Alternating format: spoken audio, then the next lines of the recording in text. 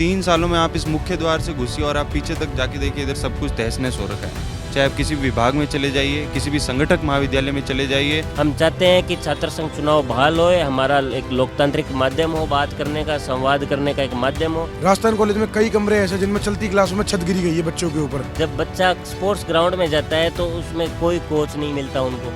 Canteen में बैठने के लिए कोई उचित जगह नहीं है। कैंटीन में मतलब एक चाय की चढ़ी बना रखी है। और वहीं देखा जाए तो प्रिंसिपल रूम के लिए साल में 2 बार नई टेबल और कुर्सी आ रही है। एकेडमियाँ चला रहे हैं, एकेडमियों से पैसे ले रहे हैं, जेब में डाल रहे हैं। स्पोर्ट्स के मामले में देख लीजिए, एजुकेशन के मामले में देख लीजिए, इंफ्रास्ट्रक्चर के मामले में देखिए, यहाँ कुछ भी नहीं। और यहाँ पे पैसे ले लेके सर्टिफिकेट देते हैं, इनको कोई मतलब नहीं है। पैसे लेना है, उसका सिलेक्शन करना है और उसको भेज देना है आगे। बेनियाल जी भाई साहब ने शुरू से छात्र संघ चुनाव के लिए आवाज़ उठाई है। राजस्थान विधानसभा में एक ऐसे नेता हैं जो छात्रों के लिए रात को 2-2, 3-3 बजे तक लड़े हैं। और वो एक ऐसे नेता हैं जो राजस्थान में छात्र संघ चुनाव बहाल कराने का दम रखते हैं। और आप देख लीजिए, उनके नेतृत्व में ही राजस्थान में छात्र संघ चुनाव बहाल होंगे।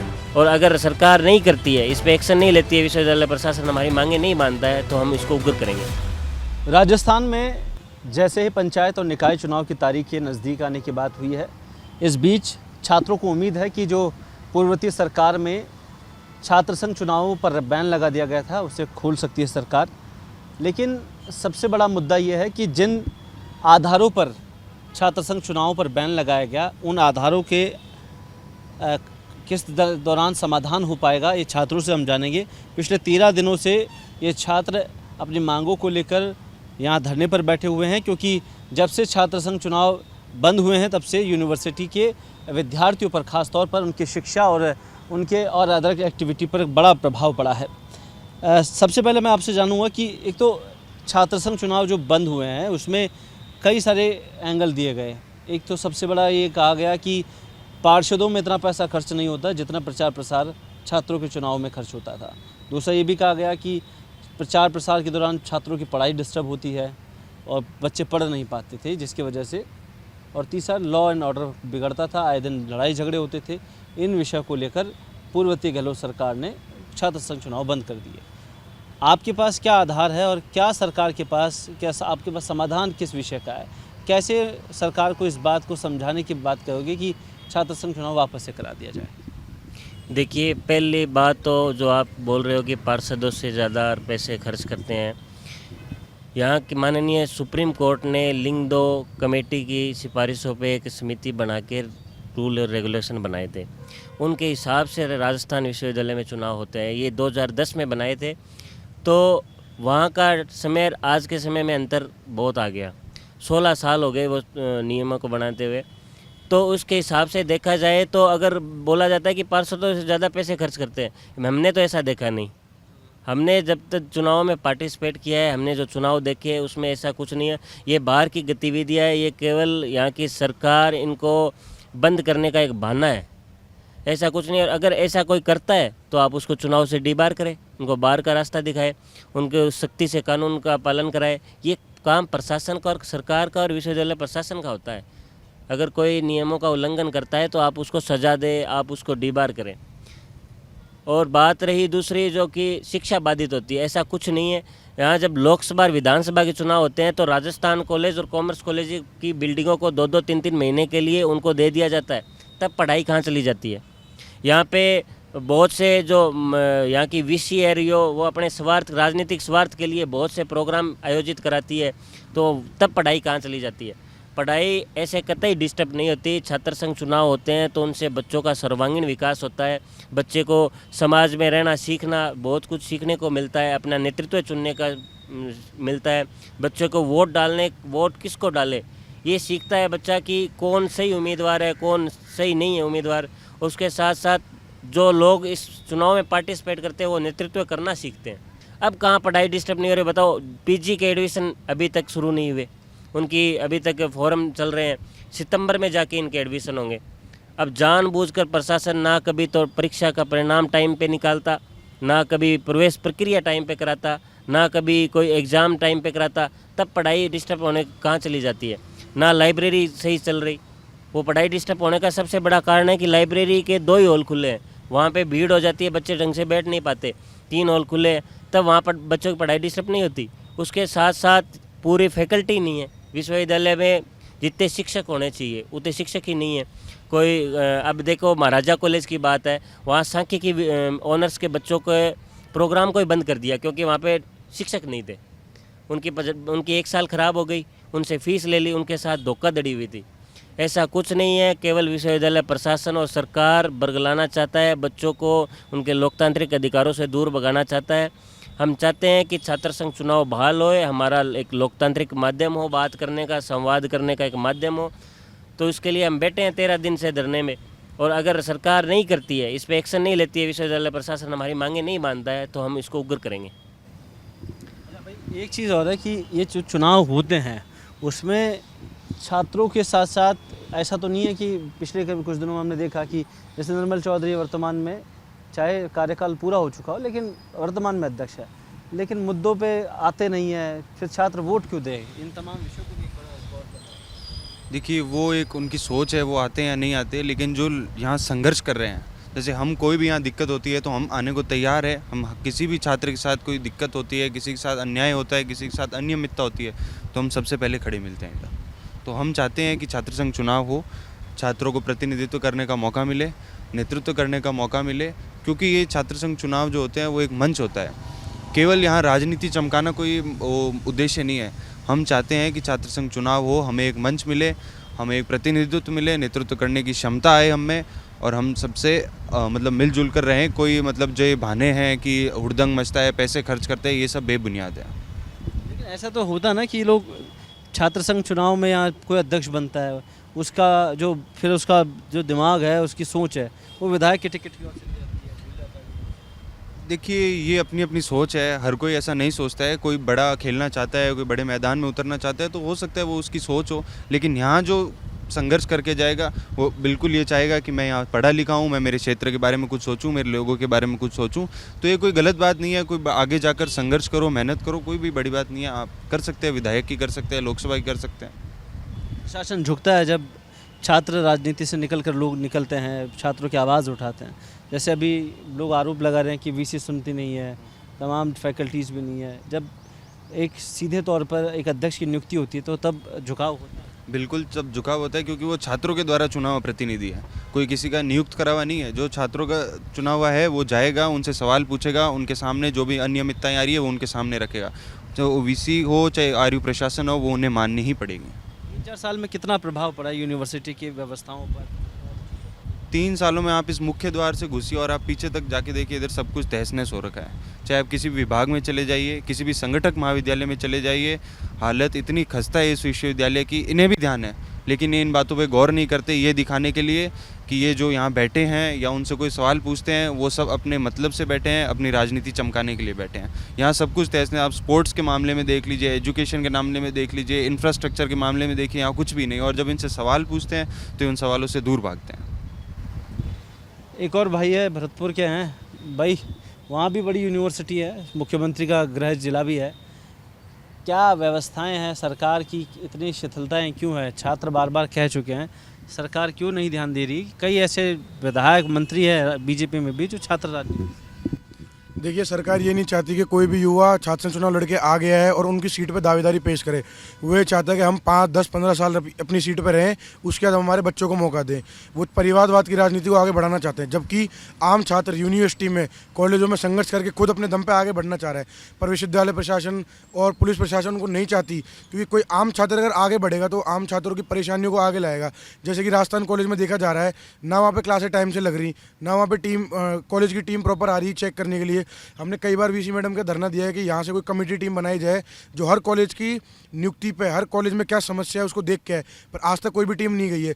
राजस्थान कॉलेज में कई कमरे ऐसे जिनमें चलती क्लासों में छत गिरी गई है बच्चों के ऊपर, ना वहाँ पर एक भी क्लास में कैमरा, ना बाहर एक भी पार्किंग में कैमरा, बच्चों को पीने तक के लिए पानी नहीं है। वहाँ पानी की जो टंकियाँ हैं वो 5-5, 6-6 साल पुरानी है, जिनकी कोई सफाई नहीं होती। बच्चे जिस बेंच पे पढ़ने के लिए बैठते हैं ना, वो आधी से ज़्यादा बेंचें टूटी पड़ी है, कई बेंचों में से तो कीलें निकली पड़ी हैं। और वहीं देखा जाए तो प्रिंसिपल रूम के लिए साल में 2 बार नई टेबल और कुर्सी आ रही है। क्यों? बच्चों का अधिकार नहीं है सही जगह बैठने का।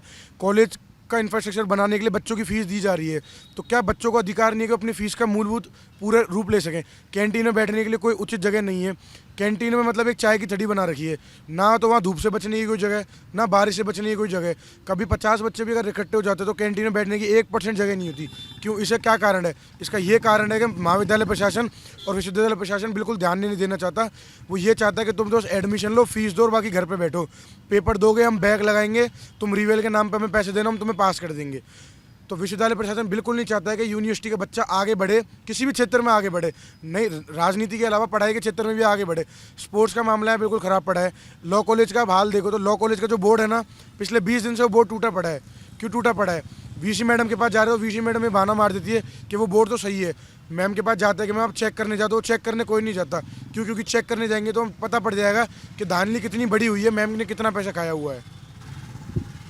पूरा जो मामला है छात्र संघ चुनाव से फैला हुआ है, इसमें एक बड़ा सवाल ये भी खड़ा होता है कि छात्र राजनीति से निकलकर जब लड़के आते हैं तो अजय हनुमान बेनीवाल निकले, रविंद्र सिंह भाटी निकले, वो छात्रों की आवाज़ क्यों नहीं बन रहे हैं? क्या उन्हें नहीं लगता कि छात्र संघ चुनाव करवाने चाहिए? देखिए, बेनीवाल जी भाई साहब ने शुरू से छात्र संघ चुनाव के लिए आवाज़ उठाई है।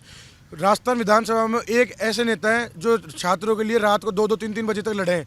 2 साल पहले भी बेनीवाल जी भाई साहब ने छात्र संवाद वो रखा था, पर उसमें जब छात्रों ने चोट कर दी तो बेनीवाल जी क्या करेंगे? बेनीवाल जी पूरी ताकत से आए थे, पर जब छात्रों के अंदर ये जागरूकता नहीं है कि एक नेता हमारे लिए सड़कों पर उतरा है तो हमें आगे जाना चाहिए। रविंद्र सिंह भाटी जी को ही देख लीजिए, वो छात्रों की आवाज़ उठाने के लिए आज भी तैयार है, पर जब छात्रों के मन में ही नहीं है तो वो क्यों आएंगे? आज पूरा विश्वविद्यालय अगर तैयार हो जाए कि हम रविंद्र सिंह भाटी और बेनीवाल जी भाई साहब के संग छात्र वो सड़कों में उतरने के लिए तैयार हैं, तो क्या वो नहीं आएंगे? वो 100% आएंगे। वो आएंगे नहीं, वो बल्कि पूरे विधानसभा का घेराव कराएंगे। और वो एक ऐसे नेता हैं जो राजस्थान में छात्र संघ चुनाव बहाल कराने का दम रखते हैं, और आप देख लीजिए उनके नेतृत्व में ही राजस्थान में छात्र संघ चुनाव बहाल होंगे। अच्छा, एक चीज़ बड़ा विषय है कि पेपर लीक हुआ हाल फिलहाल में, यूनिवर्सिटी में भी कुछ ऐसे मामले सामने आते हैं। कभी कोई कहता है कि आंसर शीट दे दी, एक बार ये भी प्रकरण आया, ऐसी लिपापोती यहाँ भी होती है। देखिए, मैं आपको बताता हूँ कि विश्वविद्यालय में बच्चा आता है पहले प्रवेश प्रक्रिया के माध्यम से, उसके बाद वो जब परीक्षाएं होती है, उनके एग्ज़ाम फॉर्म भरता है, वो टाइम पे नहीं होता। उसके बाद जब परीक्षा होती है उसमें या तो पेपर के साथ आंसर प्रिंट हो जाते हैं या पेपर पहले ही लीक हो जाता है। कोई इनका कोई निराकरण नहीं है। बार बार ऐसी समस्याएं आ रही है। जब एग्ज़ाम कंट्रोलर को बोला जाता है कि ये समस्या कैसे आ रही है, वो बोलते हैं कि 1947 से ये ऐसे ही समस्या आ रही है। उसका कोई समाधान नहीं है इनके पास। कोई जिम्मेवारी तय नहीं करता। जब कोई डिपार्टमेंट में जैसे सोशोलॉजी में हुआ था, तब हम बोले कोई जवाबदारी तो तय करो भाई, एचओडी को और उनको हटाओ, तो ये बोलते हैं कि ये 1947 से होता रहा है, इसका कोई समाधान नहीं है, ये गलती हो जाती है। अब वो गलती करे, वो गलती नहीं है। अगर बच्चा थोड़ी सी भी गलती कर देता है तो उसको उसका खामियाजा या तो मुकदमे से भुगतना पड़ता है या पैसों से भुगतना पड़ता है। बस ये विश्वविद्यालय प्रशासन केवल अपने पैसे बटोरने में लगा है, इनको कोई मतलब नहीं है। 75% अटेंडेंस की बात केवल कागज़ों में है। कोई आप राजस्थान कॉलेज में चले जाओ, महाराजा में चले जाओ, महाराणा में, कोई बच्चे आते ही नहीं हैं। बच्चे नए आने का सबसे बड़ा कारण है ना तो इनकी क्लासें टाइम पे लगती, ना कोई ये सांस्कृतिक प्रोग्राम कराते। 3 साल से घूमर का प्रोग्राम होता था, वो बंद पड़ा है। चुनाव का ये नुकसान है सबसे बड़ा। कैंटीन बंद पड़ी है, उसके साथ स्विमिंग पूल बंद पड़ा है, डॉक्टर नहीं है चिकित्सालय में। यहाँ गर्ल्स हॉस्टल है, गर्ल्स हॉस्टल में कितने बच्चे रहते हैं? कम से कम 4-5 हज़ार लड़कियाँ रहती है। उनको रात को क्या प्रॉब्लम हो जाए, उनका 10 बजे गेट बंद हो जाता है। वहाँ 24 घंटे डॉक्टर रहना चाहिए, वो डॉक्टर नहीं है। पहले स्विमिंग पूल में एक बच्चा डूब के मरा था। छात्रावास में एक लड़की ने सुसाइड किया था। बात आती है एम्बुलेंस की, वो एम्बुलेंस नहीं है। इतने बड़े 26,000 रेगुलर स्टूडेंट है ना, यहाँ पे एम्बुलेंस है। उसके साथ साथ तमाम जो समस्या है, मूलभूत पानी पीने की समस्या है, उसके स्पोर्ट्स से रिलेटेड समस्या है, उसमें सब में कोई बच्चों को कोई फ़ायदा नहीं है। बस केवल फ़ीस बटोरते हैं, रिवोल्यूशन के नाम पे भ्रष्टाचार करते हैं, और उसके अलावा कुछ नहीं इनके पास। स्पोर्ट्स का एक बड़ा फंडा है, उसको थोड़ा समझाने की कोशिश कीजिए। 2026 का कॉमनवेल्थ चल रहा है, राजस्थान से मुश्किल से 2-3 खिलाड़ियों का चयन हुआ है, और अभी तक हम देख रहे हैं कि 8वें पायदान पर भारत है पदक मिलने में। 2 गोल्ड जीता है और मुश्किल से ब्रॉन्ज और सिल्वर पे संतुष्टि करनी पड़ती है। हरियाणा, पंजाब और स्टेट्स बहुत आगे निकल जाते हैं। राजस्थान वीरों का प्रदेश रहा है, यहाँ किसी तरह की कोई प्रतिभा की कमी नहीं है। हर तरह के वही खान पान जो हरियाणा का है वो राजस्थान का है। क्या कमियां हैं कि हम स्पोर्ट्स में या और गेम एक्टिविटी में हम बहुत पीछे हैं, किसी भी गेम। देखिए, राजस्थान विश्वविद्यालय प्रदेश का सबसे बड़ा विश्वविद्यालय है। यहाँ जब पढ़ाई की, राजनीति की, खेल की बातें आती है तो इसका इतिहास अच्छा रहा है।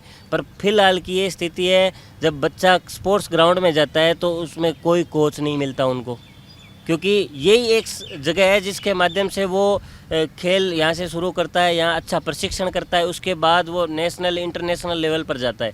पर यहाँ पे प्रतिभागियों की, यहाँ पे प्रतिभा की कोई इज्जत नहीं है, कोई मतलब नहीं है। यहाँ पे पैसे ले लेके सर्टिफिकेट देते हैं, इनको कोई मतलब नहीं है। पैसे लेना है, उसका सिलेक्शन करना है और उसको भेज देना है आगे। बात रही सुविधाओं की, आप स्पोर्ट्स कॉम्प्लेक्स में चले जाओ, इंडोर की इतनी खस्ता हालत है, नीचे से पूरा का पूरा जो फर्श होता है वो टूटा पड़ा है।